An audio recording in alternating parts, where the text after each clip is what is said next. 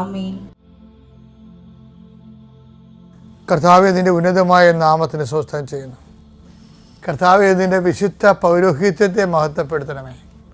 കർത്താവേ, അനേകം മക്കൾ, ആയിരക്കണക്കിന് മക്കൾ ഈ ഒരു പ്രാർത്ഥനയ്ക്ക് വേണ്ടി കാതോർത്ത് കൊതിച്ചിരിക്കേണ്ട ഈശോയെ. അവരെല്ലാം പ്രാർത്ഥിക്കണേ കർത്താവേ, ഇന്നെങ്കിലും അച്ഛൻ ഞങ്ങളുടെ കാര്യം പറയണേ എന്നാണ്. ഈശോ, അത് എനിക്ക് പറയാൻ കിട്ടുന്നുണ്ടോ, ഞാൻ പറയുന്നില്ല അവരുടെ കാര്യമുണ്ടോ എന്ന് എനിക്കറിയത്തില്ല. പക്ഷേ അവരുടെ കാര്യം എന്താണെന്ന് നിനക്കറിയാം.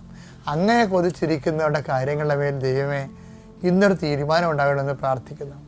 കർത്താവ്, ഞാൻ നിനക്ക് മുമ്പ് എൻ്റെ ദൂതനെ അയക്കുമെന്ന് അളിച്ച കർത്താവ്, അത് നിൻ്റെ വാഗ്ദാനമാണ്.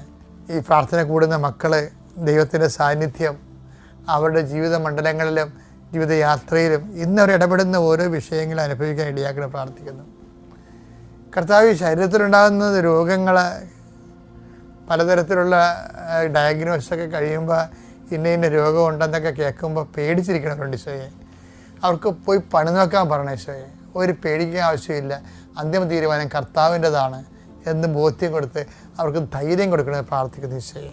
ഈ പ്രാർത്ഥന വഴി കൃപാസനത്താരെ ജീവനോടെ പ്രത്യക്ഷപ്പെട്ട ദൈവമാതാവിൻ്റെ നിനക്ക് വേണ്ടി മധ്യസ്ഥം വഹിക്കുകയും നിൻ്റെ സങ്കടത്തിൻ്റെ കണ്ണുനീര് എങ്ങനെയാണോ മഞ്ഞ് തുള്ളികൾ സൂര്യൻ ഉദിക്കുമ്പോൾ വരണ്ട് ഉണങ്ങിപ്പോണ പോലെ നിൻ്റെ സങ്കടങ്ങളെ കർത്താവിൻ്റെ അനുഗ്രഹത്തിൻ്റെ ശക്തിയിൽ അങ്ങനെ വരണ്ടു പോകട്ടെ എന്ന് പ്രാർത്ഥിക്കുന്നു.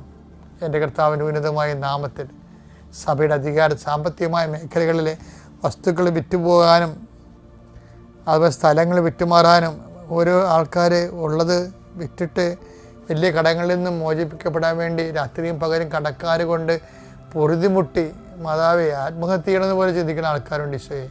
അവരാരും ഒന്നും അവർക്ക് സങ്കടം. ഞാൻ 39 വർഷം അർപ്പിച്ച കുർബാന ആ കുടുംബങ്ങൾക്ക് ഇപ്പോൾ സംരക്ഷണമായിട്ട് പ്രാർത്ഥിക്കുന്നു. എൻ്റെ കർത്താവേ, അങ്ങയുടെ തിരുസന്നിധി ഞാൻ നന്ദി പറയുന്നു.